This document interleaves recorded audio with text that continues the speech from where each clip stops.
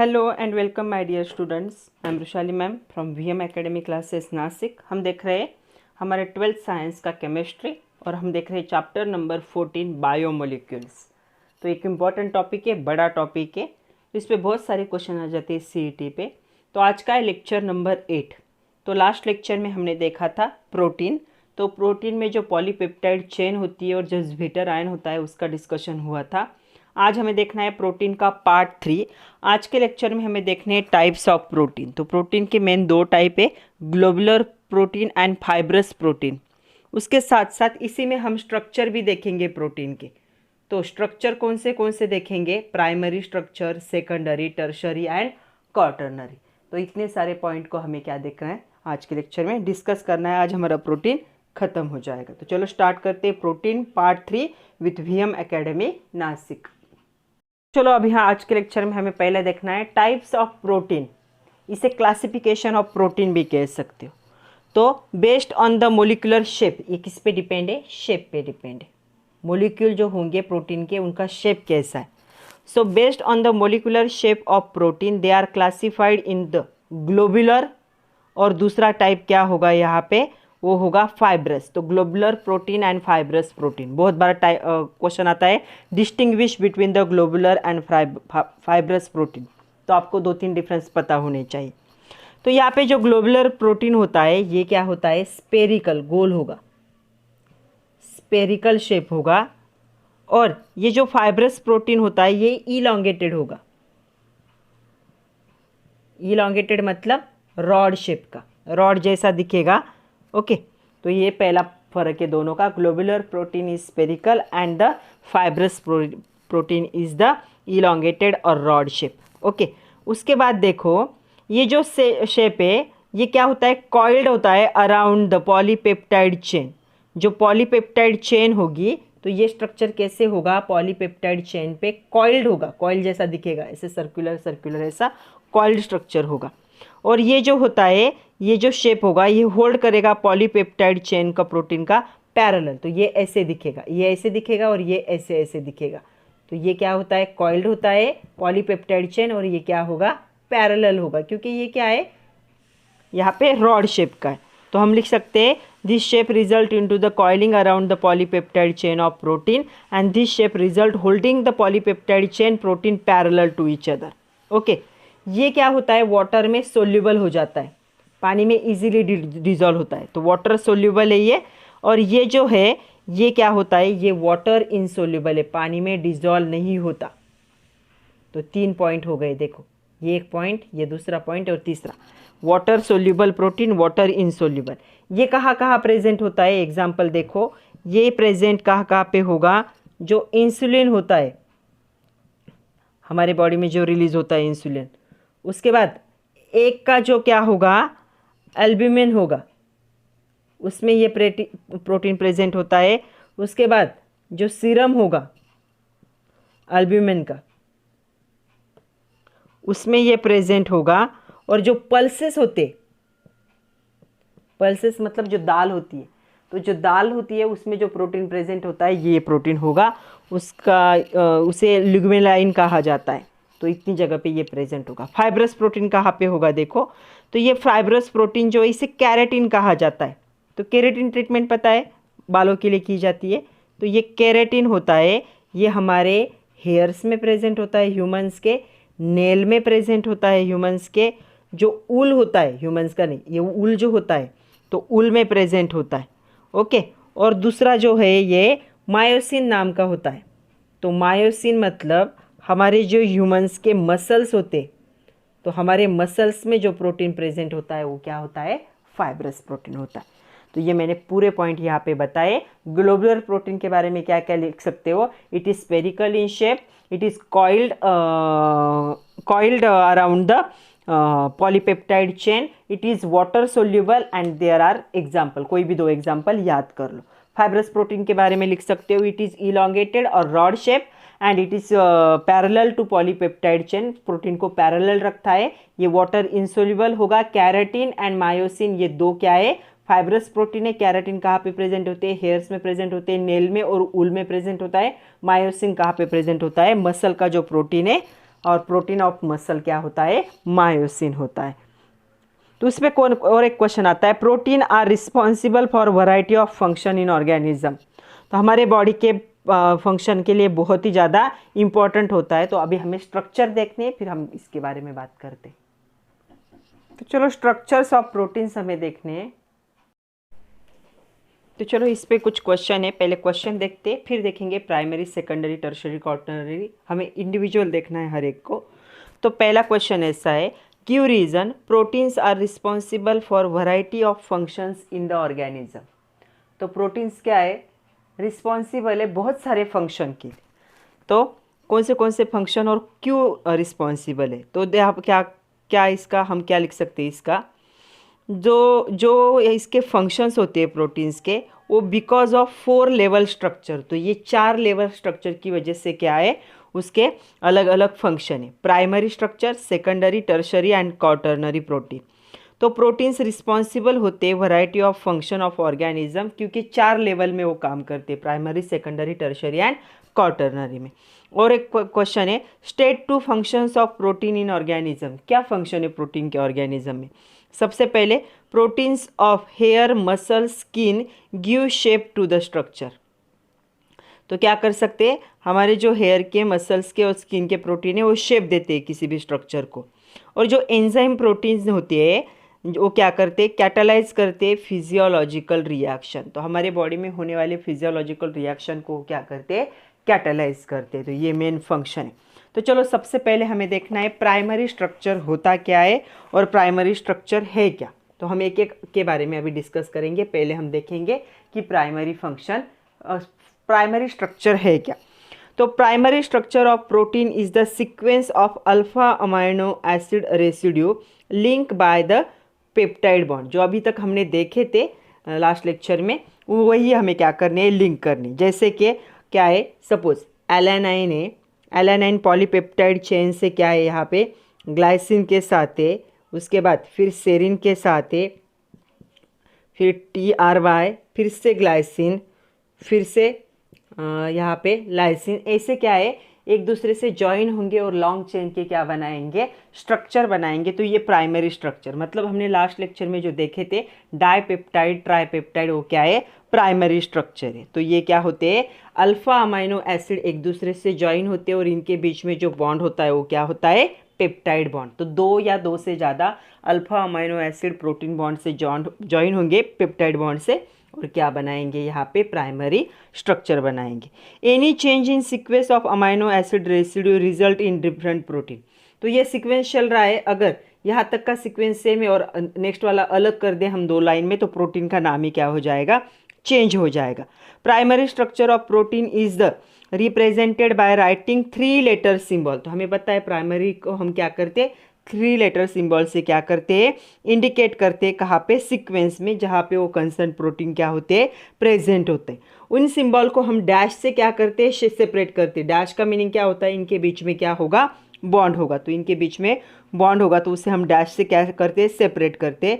According to convention, ऐसा convention है मतलब माना गया है, N terminal of amino acid residue is written at the left. अगर आप प्रोटीन का स्ट्रक्चर ड्रॉ कर रहे हो तो NH2 का जो टर्मिनल होता है वो आपको कौन से साइड में लिखना है, लेफ्ट साइड में लिखना है। कहाँ पे, जो पॉलीपेप्टाइड बॉन्ड होगा उसके। और जो COOH का टर्मिनल है वो आपको कहाँ पे लिखना है, राइट साइड में लिखना है। ऐसा कन्वेंशनल है, ऐसा ज़रूरी नहीं है, लेकिन सब जगह पे यूनिक होना चाहिए। इसलिए जो कार्बन का एंड होता है, कार्बन टर्मिनल जिसे कहा जाता है, तो कार्बन टर्मिनल को आपको कहाँ पे लिखना है, राइट साइड में लिखना है। और नाइट्रोजन टर्मिनल को आपको कहाँ पे लिखना है, लेफ्ट साइड में। तो आप सारे बुक आप देखोगे, रेफरेंस बुक देखोगे, ऑनलाइन भी चेक करोगे, तो आपको ऐसे ही प्रोटीन दिखाई देंगे कि जिनका नाइट्रोजन का एंड इस साइड में, लेफ्ट साइड में, और कार्बन का एंड कौन से साइड में होता है, राइट। तो ऐसा कहा जाता है, according to the convention, N terminal of amino acid residue is written at the left side and the carbon terminal of amino acid is written at the right end. तो चलो एक एग्जाम्पल भी देख लेते हैं हम। तो देखो एक एग्जाम्पल है मेरे पास। तो ये जो टर्मिनल है इसे हम कहेंगे एन टर्मिनल, क्योंकि नाइट्रोजन इस साइड में आया। कौन सी साइड है ये, लेफ्ट साइड। और ये जो टर्मिनल है इसे हम कहेंगे सी टर्मिनल, कार्बन टर्मिनल। ये कौन सी साइड है? Right side.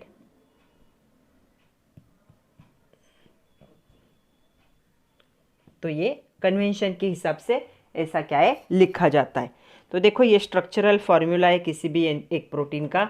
यहाँ पे ये जो है इसे क्या कहा जाता है? ये होता है पेप्टाइड बॉन्ड। तो ये एक अमाइनो एसिड पेप्टाइड बॉन्ड से दूसरे अमाइनो एसिड से ज्वाइन हुआ, दूसरा पेप्टाइड बॉन्ड से तीसरे से ज्वाइन हुआ है, और इन्होंने देखो ये चेन खत्म नहीं हुई, इस साइड में भी बढ़ रही, इस साइड में भी बढ़ रही। तो इसे हम कहेंगे प्राइमरी स्ट्रक्चर ऑफ प्रोटीन। और ये 3 लेटर से क्या किए जाते हैं? दिखाए जाते हैं। और लेटर के बाद उनके बीच में क्या है? डैश यूज़ किया जाता है। और कार्बन टर्मिनल हमेशा कहाँ पे होता है? राइट साइड में होता है। और ये कौन से साइड में होता है? नाइट्रोजन लेफ्ट साइड में होता है। तो इतनी बातें आपको याद रखनी है। चलो सेकंड हमें देखना है सेकेंडरी प्रोटीन क्या होता है। प्राइमरी प्रोटीन पे इतना ही लिख सकते हैं हम। तो सेकेंडरी प्रोटीन, तो अभी क्या था? प्राइमरी प्रोटीन में हमने देखा कि वो क्या था? स्ट्रेट चेन था दोनों साइड से, या फिर ब्रांच हो सकती है, लेकिन वो 3 डायमेंशनल स्ट्रक्चर नहीं था, वो 2D था। अभी हमें जो देखना है सेकेंडरी स्ट्रक्चर, ये क्या होगा? 3 डायमेंशनल अरेंजमेंट होगी। यहाँ पे प्रोटीन की जो चेन होगी वो 3D में हमें दिखेगी, उसे हम कहेंगे सेकेंडरी स्ट्रक्चर। तो इस पे क्वेश्चन आता है write short note on secondary structure of protein. तो क्या लिख सकते हैं हम? The 3 dimensional arrangement of localize region of protein chain is called as a secondary structure of protein. यहाँ पे जो हाइड्रोजन बॉन्डिंग होती है, तो आपको याद रखना है 3D स्ट्रक्चर तो है। पहला पॉइंट है कि ये 3D स्ट्रक्चर है। दूसरा पॉइंट है यहाँ पे कि हाइड्रोजन बॉन्डिंग होती है। जब भी 3D स्ट्रक्चर बनता है तो यहाँ पे हाइड्रोजन बॉन्डिंग हो जाती है। किसके बीच में? नाइट्रोजन और हाइड्रोजन के बीच में। तो इनके बीच में हाइड्रोजन बॉन्डिंग होती है। एक अमाइनो एसिड और एक कार्बन डबल बॉन्ड ओ जो होता है, यहाँ पे क्या होते हैं? ये सेकेंडरी क्या है? स्ट्रक्चर को बनाते। तो यहाँ पे हमें 2 टिपिकल स्ट्रक्चर, यहाँ पे इसके 2 टिपिकल एग्जाम्पल है।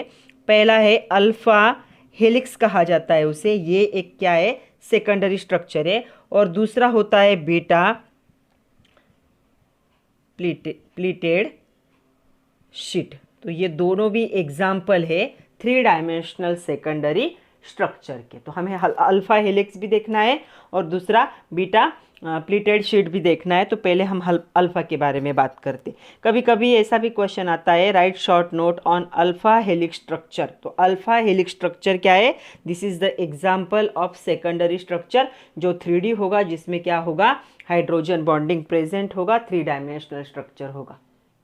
तो चलो देखते हैं कि अल्फा हेलिक्स होता क्या है। तो स्ट्रक्चर आपके सामने देख सकते हो। देखो ऐसा हेलिक्स वाला स्ट्रक्चर है, कॉइल वाला स्ट्रक्चर है।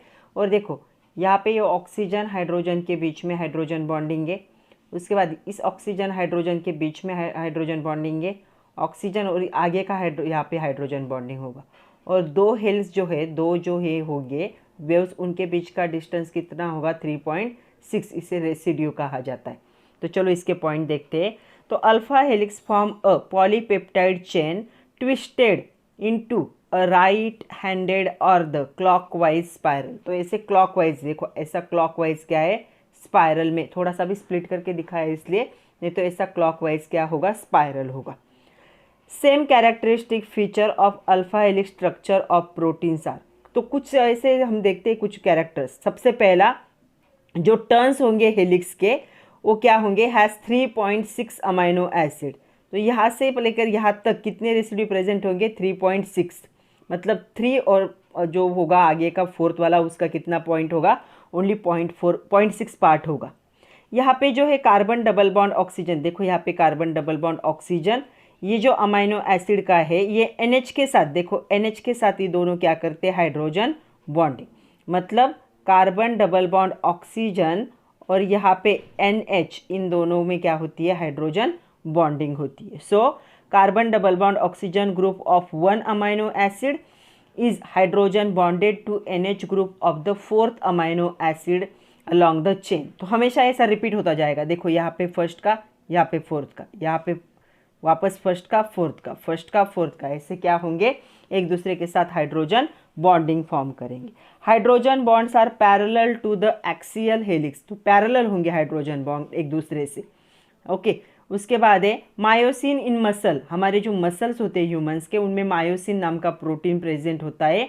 या फिर अल्फा कैरेटिन इन हेयर, हमारे हेयर्स में जो अल्फा कैरेटिन प्रेजेंट होता है वो क्या होते हैं, वो एंटायर स्ट्रक्चर क्या होते हैं, अल्फा हेलिकल सेकेंडरी स्ट्रक्चर। तो इसके एग्जाम्पल है कि हमारे मसल्स और हमारे हेयर्स में प्रेजेंट वाला रहने वाला जो प्रोटीन है वो कौन से टाइप का है, वो है अल्फा हेलिक्स है, वो भी सेकेंडरी प्रोटीन 3 डायमेंशनल, जिसमें क्या होता है, हाइड्रोजन बॉन्डिंग होता है, कार्बन डबल बॉन्ड ऑक्सीजन का ऑक्सीजन और NH ग्रुप का हाइड्रोजन एक दूसरे के साथ क्या करते हैं, हाइड्रोजन बॉन्डिंग करते हैं।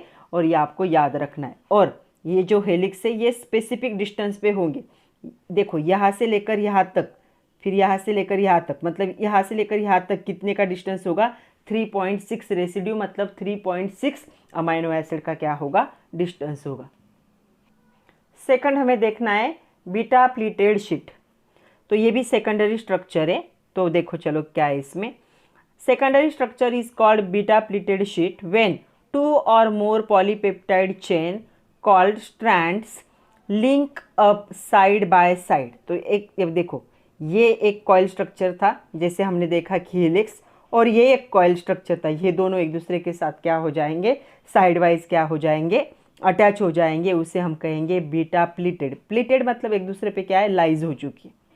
तो यहाँ पे जो बीटा प्लीटेड स्ट्रक्चर होता है प्रोटीन का, it consist of extended strand. तो एक्सटेंडेड स्टैंड होते हैं इनमें पॉलीपेप्टाइड चेन के, they held together by hydrogen bonding. देखो hydrogen oxygen oxygen hydrogen, hydrogen oxygen oxygen, तो ये जो है ये क्या है, हाइड्रोजन बॉन्ड है। तो आपको याद रखना है हाइड्रोजन बॉन्ड क्या करता है, दोनों लाइन को एक दूसरे के साथ अटैच करके रखता है। The characteristic of alpha pleated sheet structure are, यहाँ पे क्या होता है, यहाँ पे कार्बन है, कार्बन डबल बॉन्ड ऑक्सीजन और नाइट्रोजन और हाइड्रोजन के बीच में क्या होती है, यहाँ पे हाइड्रोजन बॉन्डिंग होती है। तो 2 नेबरिंग रेसिड्यू, एक के ही नहीं, पहले चेन का एक और दूसरे हेलिक्स का एक, पहले हेलिक का और दूसरे हेलिक का। पहले हेलिक में से अगर कार्बन डबल बॉन्ड ऑक्सीजन है और दूसरे हेलिक्स में नाइट्रोजन हाइड्रोजन एक दूसरे के साथ क्या करेंगे, यहाँ पे अल्टरनेट हो जाएगा, वापस आएगा, यहाँ पे अल्टरनेट हो जाएगा। ऐसे हाइड्रोजन बॉन्डिंग क्या होते, फॉर्म करते। तो ये जो है beta pleated sheet arrangement, it is favoured by amino acid with small R group. अगर आर ग्रुप छोटा है, मतलब ये आर छोटा है, उसकी साइज बहुत बड़ी नहीं है, तो मोस्टली क्या होते हैं, सेकेंडरी स्ट्रक्चर इसी टाइप के होते। ये क्या होते, एक दूसरे पे ओरिएंटेड होते, एक अबो होगा दूसरा नीचे, उसके नीचे, तो एक प्लेटिंग जैसा होगा, एक प्लेटिंग ऊपर है उसके नीचे दूसरी। आपके एक्सरसाइज में क्वेश्चन है draw a neat label diagram of secondary structure of protein. तो आपको दोनों भी ड्रॉ करने, अल्फा हेलिक्स भी ड्रॉ करना है, अभी ये मत ड्रॉ करो, ये स्ट्रक्चर आपको क्या करना है, ड्रॉ करना है फॉर 1 मार्क। उसके बाद और एक क्वेश्चन है justify spider drag line silk protein is stronger and elastic. तो बहुत सारे प्रोटीन क्या होते हैं, अल्फा हेलिक्स होते हैं और बीटा प्लीटेड होते, additional to other random region, कहीं पे भी प्रेजेंट हो सकते हैं randomly. The region can not be characterize by either this secondary structure. तो जो spider drag line protein silk protein होता है वो क्या होता है, स्ट्रांग होता है, क्योंकि इसमें ये स्ट्रक्चर प्रेजेंट होता है कि 2 हेलिक्स एक दूसरे पे लाए और उनके बीच में क्या है, हाइड्रोजन बॉन्डिंग। और वो इलास्टिक इस वजह से होते हैं क्योंकि उनमें अल्फा हेलिक्स रीजन भी क्या होते हैं, प्रेजेंट होते हैं। तो ये आपको याद रखना है। अभी हमें देखना है टर्शरी प्रोटीन। तो देखो टर्शरी प्रोटीन का स्ट्रक्चर यहाँ पे है। जो टर्शरी स्ट्रक्चर होता है प्रोटीन का, ये भी 3 डायमेंशनल होता है। और ये क्या होता है, एंटायर पॉलीपेप्टाइड चेन जो होगी प्रोटीन की वो क्या होती है, एडाप्टेड होती है, तो उसे क्या कहेंगे, टर्शरी स्ट्रक्चर। तो कैसे डिफाइन करोगे, the 3 dimensional shape adapted by entire polypeptide chain of protein is called as a tertiary structure. तो इसका ये क्या होता है, फोल्डिंग जैसा होगा। देखो यहाँ पे आप लोगों को दिख रहा होगा, ये क्या करता है, फोल्ड करके खुद को ही क्या करता है, स्टेबलाइज करता है। तो यहाँ पे क्या होंगे, अट्रैक्टिव इंट्रैक्शन होगा इसके एक्वियस एनवायरनमेंट में। तो ये खुद में ही क्या करता है, अपने अपने बॉन्ड फॉर्म करता है। तो जो ग्लोबुलर और फाइबरस प्रोटीन होंगे वो क्या होंगे, they are the represent 2 major molecular shape. उनके 2 अलग अलग शेप थे, तो दोनों क्या होंगे, टर्शरी स्ट्रक्चर में प्रेजेंट होंगे। जो फोर्सेस होंगे स्टेबलाइज करेंगे टर्शरी को, वो कौन से फोर्सेस होंगे, देखो मैं यहाँ पे लिख रही हूँ। सबसे पहले होगा हाइड्रोजन बॉन्डिंग, तो ये क्यों कॉइल अपने आप को क्यों एक जगह ऐसे रिबन जैसा कर रहा है, क्योंकि वो स्टेबलाइज होना चाहता है। तो जितना क्लोज आएगा उतना क्या होगा, हाइड्रोजन बॉन्डिंग इंक्रीज होगा। तो पहला उनमें एक इंटरेक्टिव फोर्स होगा हाइड्रोजन बॉन्डिंग। दूसरा होगा डायपोल। डायपोल मगर अगर डायपोल मतलब अगर दो मोलिक्यूल पोल्स फॉर्म कर रहे, alpha positive partial positive and partial negative, तो डायपोल डायपोल इंटरेक्शन होगा उनके बीच में। उसके बाद इलेक्ट्रोस्टैटिक फोर्स ऑफ अट्रैक्शन, ये किसमें के बीच में होता है, ये होता है पॉजिटिव और नेगेटिव चार्ज के बीच में। तो इलेक्ट्रोस्टैटिक फोर्सेस होंगे, तो C डबल बॉन्ड ONH3+ ऐसे आयन के बीच में ये प्रेजेंट हो सकता है। और उसके साथ लंडन डिस्पर्शन फोर्स, तो लंडन डिस्पर्शन फोर्स भी इनमें क्या हो सकता है, प्रेजेंट हो सकता है, जिसे हम क्या कहते हैं, लंडन डिस्पर्शन फोर्स को, उसे हम कहते हैं intermolecular attraction, van der Waals force of attraction जिसे कहा जाता है। तो ये चार फोर्सेस मिलके इसे क्या करते हैं, स्टेबलाइज, इसलिए ये क्या हो चुका है, इसे अपने आप को क्लोज रखता है, कौन सा, टर्शरी स्ट्रक्चर। तो देखो, the forces stabilize the particular tertiary structure is the hydrogen bonding, dipole dipole attraction, electrostatic force of attraction and London dispersion force. Finally जो डाइसल्फाइड बॉन्ड फॉर्म होता है, oxidation of nearly SH group जो कि cysteine में present होता है, तो covalent bond वहाँ पे प्रेजेंट होता है, वो स्टेबलाइज करेगा टर्शरी स्ट्रक्चर को। मतलब अगर यहाँ पे SH प्रेजेंट होगा, SH, तो ये क्या है, SH क्या करता है, ये कोवैलेंट बॉन्ड फॉर्म करके खुद को क्या करता है, स्टेबलाइज करता है। तो इसका स्ट्रक्चर एग्जाम में नहीं आता कभी ड्रॉ करने के लिए, कभी कभी क्वेश्चन आ जाता है, write short note on tertiary structure of protein, तो आपको डेफिनेशन लिखनी है, ये स्टेबलाइज मतलब क्लोज क्यों हुआ है, स्टेबलाइजेशन के लिए हुआ है, और आपको लिखने हैं कि कौन से फोर्सेस क्या होंगे, इन्वॉल्व होंगे। तो मैंने यहाँ पे लिस्ट करके दी, ये 4 फोर्सेस होंगे जिसकी हेल्प से ये अपने आप को क्या करेगा, स्टेबलाइज करेगा। हाइड्रोजन बॉन्डिंग, तो देखो यहाँ पे हाइड्रोजन बॉन्डिंग आप लोगों को दिख रही होगी, हाइड्रोजन बॉन्डिंग आपके बुक में भी ये दिया है। उसके बाद है देखो डाइसल्फाइड बॉन्ड, तो सल्फाइड ने क्या किया है, covalent bond, electrostatic attraction, negative charge और पॉजिटिव चार्ज का अट्रैक्शन होता है इलेक्ट्रोस्टैटिक। लंडन डिस्पर्शन फोर्स, जितने पार्टिकल क्लोज आते हैं उतना फोर्स क्या होता है, अट्रैक्शन ज़्यादा होता है, उसे हम वंडरवॉल फोर्स कहते थे, वही लंडन डिस्पर्शन फोर्स है। तो ये चारों फोर्स से ये क्या हो जाएगा, अपने स्ट्रक्चर को स्टेबलाइज करने की कोशिश करेगा। तो देखो अभी मेरे पास जो डायग्राम है उसमें चारों फोर्सेस हमारे पास प्रेजेंट है, चारों स्ट्रक्चर। ये प्राइमरी है, ये सेकेंडरी के 2 टाइप, ये कौन सा है, अल्फा हेलिक, ये बीटा प्लेटेड, ये कौन सा स्ट्रक्चर है, टर्शरी, और क्वाटरनरी देखो ऐसे रिबन जैसा दिखता है। तो क्वाटरनरी स्ट्रक्चर प्रोटीन का क्या होता है, व्हेन 2 और more polypeptide chain with folding tertiary structure come together in 1 protein complex, जब 2 टर्शरी प्रोटीन एक ही कॉम्प्लेक्स में आ जाते हैं उसे क्या कहते हैं, क्वाटरनरी स्ट्रक्चर कहा जाता है प्रोटीन का। मतलब ऐसे 2 जब एक साथ आ जाएंगे तो क्वाटरनरी को बनाएंगे। It individual polypeptide chain is called as a subunit of the overall protein, तो इससे क्या कहा जाएगा, उसका सब यूनिट। तो यहाँ पे हमारा जो हीमोग्लोबिन होता है ह्यूमंस का, यहाँ पे 4 सब यूनिट होते हैं हीम के। तो जो हीम के 4 होते हैं वो क्या करते हैं, एक दूसरे को इंटरमोलिकुलर फोर्स ऑफ अट्रैक्शन से क्या करते हैं, कॉम्पैक्ट करके रखते हैं 3D स्ट्रक्चर में। तो जो हीमोग्लोबिन होगा उसका फंक्शन क्या होता है, ऑक्सीजन ट्रांसपोर्ट का फंक्शन होता है। तो इसके पास कितने यूनिट होंगे प्रोटीन के, 4 यूनिट प्रेजेंट होते हैं, इसलिए हीमोग्लोबिन एग्जाम्पल होगा क्वाटरनरी का, जहाँ पे 2 टर्शरी एक दूसरे के साथ क्या होते हैं, ज्वाइन हो जाते। तो देखो प्राइमरी कैसा था, स्ट्रेट चेन वाला था, एक अल्फा अमाइनो एसिड दूसरे से दूसरा तीसरे से ज्वाइन होगा और लॉन्ग चेन बनाएंगे, इसे क्या कहा जाता है, sequence of alpha amino acid भी कहोगे। उसके बाद सेकेंडरी क्या था, यहाँ पे एक तो हेलिक्स जैसा दिखेगा ऐसा, या फिर 2 हेलिक्स एक दूसरे से क्या होंगे, ज्वाइन होंगे, अल्फा हेलिक्स या बीटा प्लेटेड कह सकते हो। उसके बाद टर्शरी स्ट्रक्चर था, ये अपने आप को क्लोज करके रखता है अलग अलग फोर्सेस से ताकि स्टेबिलिटी हो, और जब 2 ऐसे टर्शरी एक साथ ज्वाइन होते हैं तो कौन सा बनता है, क्वाटरनरी स्ट्रक्चर फॉर्म होता है। तो चलो चारों स्ट्रक्चर हमने देख लिए प्रोटीन के। अब एक छोटा पॉइंट हमें देखना है, डीनेचुरेशन ऑफ प्रोटीन। तो उससे पहले आपके टेक्स्ट बुक में क्वेश्चन है, can you tell, page number 313 पे, what is the physical change observe when egg is boiled. क्या होता है, तो एग हार्ड हो जाता है बॉयल होने के बाद। बॉइल्ड एग सब लोगों ने खाया है, पहले तो लिक्विड था, वो लिक्विड क्या हो गया, सॉलिड कंडीशन में चेंज हो गया। Milk get curded on addition of lemon juice, जैसे आप लेमन जूस मिल्क में ऐड करते हो, मिल्क क्या होता है, कर्ड में कन्वर्ट हो जाता है। तो ये क्या होता है, यहाँ पे मिल्क का क्या हो रहा है, कोएगुलेशन। तो लिक्विड क्या होता है, सेमी लिक्विड में कन्वर्ट होता है। तो चलो अभी देखते हैं डीनेचुरेशन ऑफ प्रोटीन क्या होता है। तो ये एक प्रोसेस है। तो डीनेचुरेशन क्या होगा, एक प्रोसेस होगा। वहाँ पे क्या होगा, जो मोलिकुलर शेप होगा प्रोटीन का, तो हमने देखे कि अलग अलग शेप होते हैं। तो मोलिकुलर शेप जो होगा प्रोटीन का, ये शेप क्या हो जाएगा, चेंज हो जाएगा। मोलिकुलर शेप जो होगा प्रोटीन का, ये चेंज हो जाएगा without breaking the peptide bond. तो चेंज होगा विदाउट ब्रेकिंग। जो पेप्टाइड बॉन्ड है उसे ब्रेक नहीं करना है, तो उसे वैसे ही रखना है, सिर्फ शेप चेंज हो जाएगा। तो जो पेप्टाइड बॉन्ड है उसे ब्रेक किए बिना जब क्या होता है, शेप क्या हो जाता है, चेंज होता जाता है। किसका, जो प्राइमरी स्ट्रक्चर था उसका, that form the primary structure. तो उसे क्या कहोगे, डीनेचुरेशन। तो डेफिनेशन कैसे होगी, denaturation is the process by which the molecular shape of protein change without breaking the amide और peptide bond that form the primary structure. जो प्राइमरी स्ट्रक्चर में क्या थे, पेप्टाइड बॉन्ड थे, उनको तोड़े बगैर मोलिकुलर शेप क्या करना है, प्रोटीन का चेंज करना है। ऐसे प्रोसेस को क्या कहा जाएगा, डीनेचुरेशन।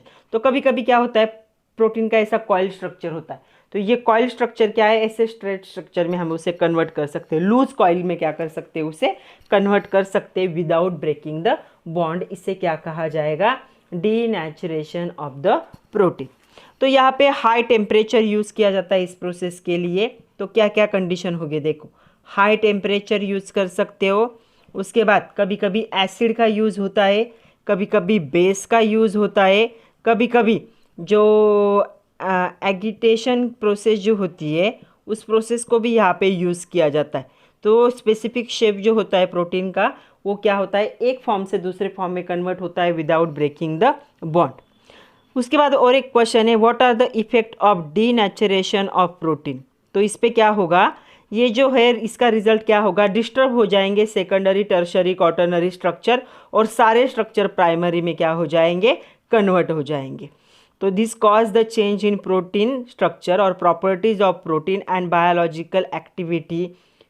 उनकी जो बायोलॉजिकल एक्टिविटी होगी वो क्या हो जाएगी, एक्चुअली लॉस्ट होगी, क्योंकि सारे क्या हो जाएंगे, अलग फॉर्म में कन्वर्ट हो जाएंगे। और एक क्वेश्चन है आपकी एक्सरसाइज में, give reason on boiling egg albumin becomes opaque white. तो बॉयल होने के बाद वो क्या है, वाइट कलर में क्या होता है, कन्वर्ट होता है। तो हमने देखा है कि जो एग होता है, तो एग के अंदर का जो लिक्विड होता है ट्रांसपेरेंट होता है, और जो बल्क होता है वो येलो कलर का होता है। लेकिन जब एग बॉयल होता है तो ये जो पार्ट है वाइट कलर का हो जाता है।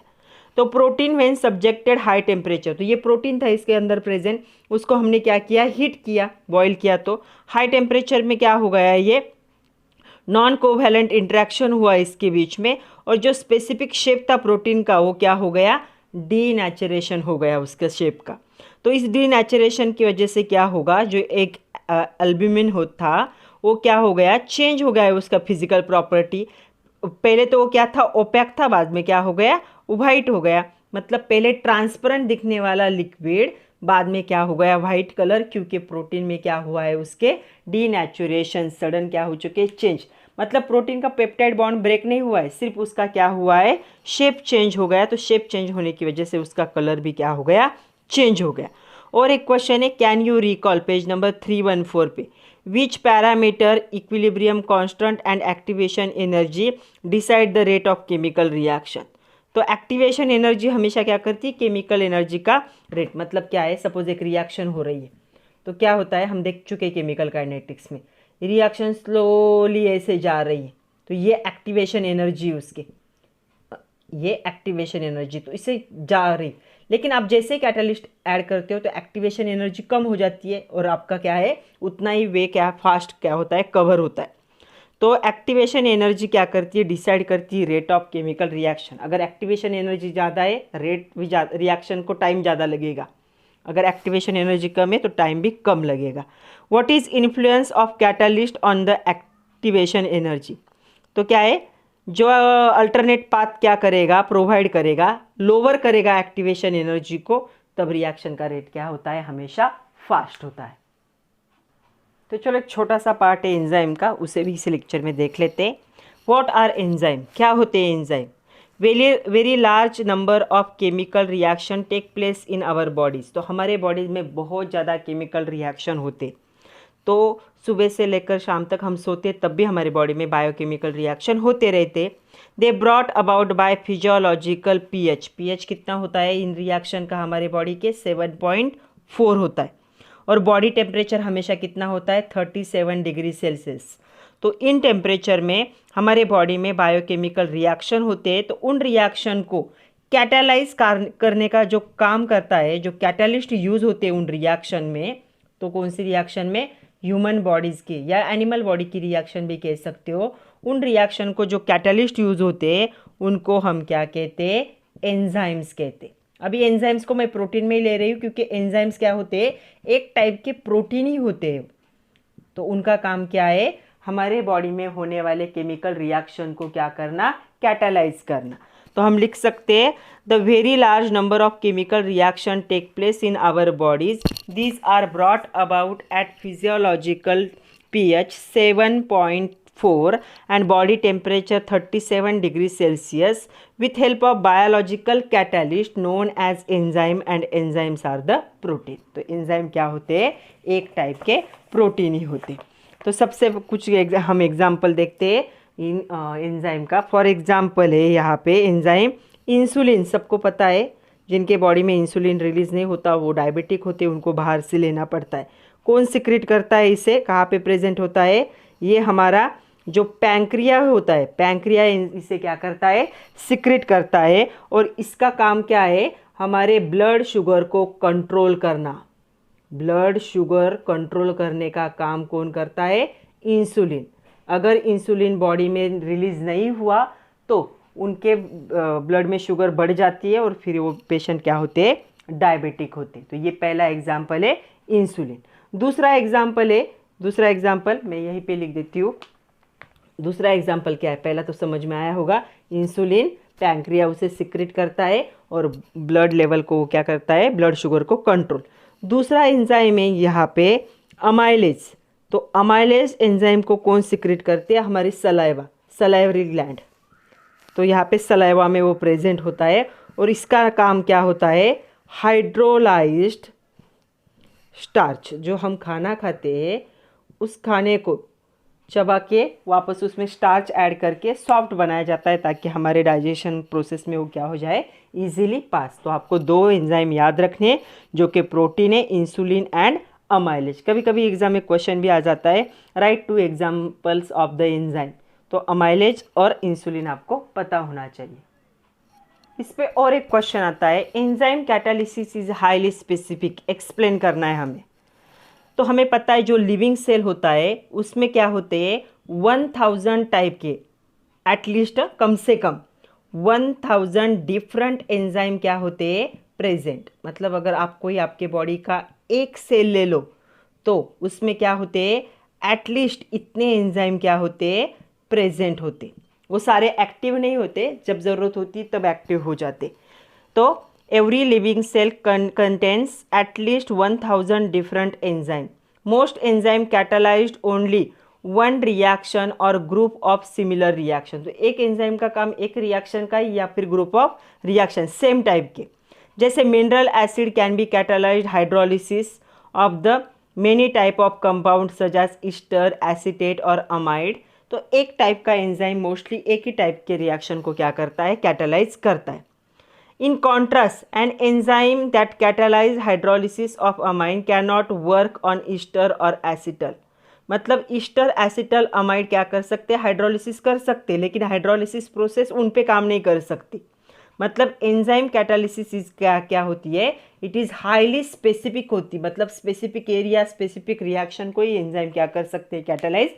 मतलब हमारे जो अमाइलेज एंजाइम है वो हमारे ब्लड शुगर लेवल का कुछ नहीं कर सकते, या फिर हमारा जो इंसुलिन है वो हमारे मुंह में स्टार्च रिलीज नहीं कर सकता। तो मतलब एक एंजाइम एक ही टाइप के या एक ही ग्रुप, सेम ग्रुप के रिएक्शन को क्या कर सकता है? कैटालाइज। इसलिए उसे क्या कहा जाता है? एंजाइम का जो कैटालिसिस होता है वो हाईली क्या होता है? स्पेसिफिक, क्योंकि बहुत सारे एंजाइम बॉडी में क्या है? प्रेजेंट है। तो चलो अभी एंजाइम कैटालिसिस हम देखते हैं। हमारे पास एक डायग्राम है, इस पर क्वेश्चन आता है, draw a neat label diagram for enzyme catalysis, या कभी कभी क्वेश्चन आता है explain mechanism of enzyme catalysis, तो आप डायग्राम से भी लिख सकते हो। देखो कैसे, action of enzyme on the substrate, अगर कोई रिएक्शन हो रही तो उसमें जो एंजाइम प्रेजेंट होता है, ये जो सबस्ट्रेट होगा उस पर वो कैसे अटैक करेगा। तो ऐसे देखो लॉक और की का क्या होता है, लॉक एंड की मैकेनिज्म होता है। ये लॉक है, ये इसकी की है, इस लॉक के अंदर चला जाएगा और उसके साथ ये देखो ये दोनों सेपरेट हो जाएंगे प्रोडक्ट के साथ।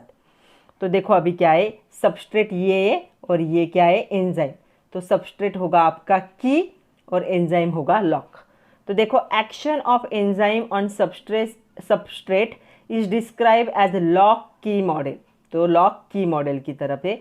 Enzyme has a active site on surface, तो एंजाइम के सरफेस पे एक एक्टिव साइट होती है, वहाँ पे क्या है, सबस्ट्रेट अटैक करेगा।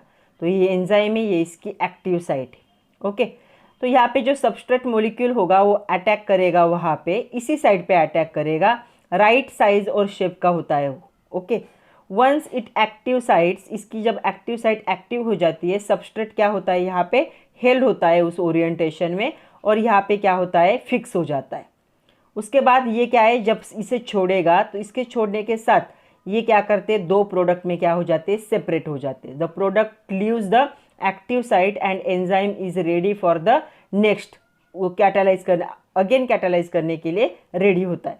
तो formation of enzyme substrate complex, ये एंजाइम सबस्ट्रेट कॉम्प्लेक्स है at very low activation energy, कम एक्टिवेशन एनर्जी, इसलिए रिएक्शन का रेट क्या होता है, कम। मतलब अगर आपको इस पार्ट को, इस सबस्ट्रेट को दो पार्ट में डिवाइड करना है तो बहुत टाइम लगेगा, वही ये पार्ट यहाँ पे फिक्स हो जाएगा, यहाँ से रिमूव होते होते दो प्रोडक्ट बना लेगा, तो ये फास्ट रिएक्शन होगी और एक्टिवेशन एनर्जी यहाँ पे कम लगेगी, इसलिए क्या है, ये रिएक्शन का रेट क्या होता है, फास्ट होता है। तो ये डायग्राम भी आपको ड्रॉ करनी।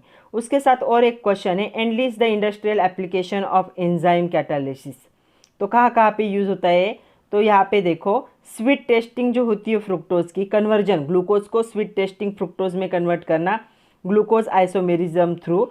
उसके बाद न्यू एंटीबॉडीज़ बनाना, जैसे पेनिसिलिन जैसा है, पेनिसिलिन जी असाइलेज जो है उसके जैसे new antibiotics, not antibody, antibiotics बनाना। तो एंटीबायोटिक्स प्रिपरेशन में भी इसे यूज़ किया जाता है। इसके साथ साथ एंजाइम्स को लॉन्ड्री डिटर्जेंट बनाने में भी यूज़ किया जाता है, कॉस्मेटिक्स बनाने में एंजाइम यूज़ किया जाता है, जेनेटिक इंजीनियरिंग में भी एंजाइम को क्या किया जाता है, यूज़। तो कोई भी चार यूज़ आप क्या कर सकते हो एंजाइम कैटालिसिस के, लिख सकते हो। सिर्फ आपको क्या करना है, ये मॉडल याद रखना है, ये आपका एंजाइम, ये उसका सबस्ट्रेट, ये क्या करेंगे, दोनों एक साथ ज्वाइन होंगे तो कॉम्प्लेक्स फॉर्म होगा। ये कम एक्टिवेशन एनर्जी, जब सेपरेट होते हैं तो दोनों प्रोडक्ट सेपरेट होंगे। एंजाइम में देखो कोई फर्क नहीं पड़ा, इसलिए ये कैटालिस्ट है, अगेन दूसरी रिएक्शन के लिए ये रेडी होगा। तो आज के लिए इतना ही था। यहाँ पे ये जो प्रोटीन का पार्ट है ये खत्म हुआ है। नेक्स्ट लेक्चर में हम देखेंगे न्यूक्लिक एसिड। तब तक के लिए पढ़ते रहिए। All the best and thank you very much my dear students.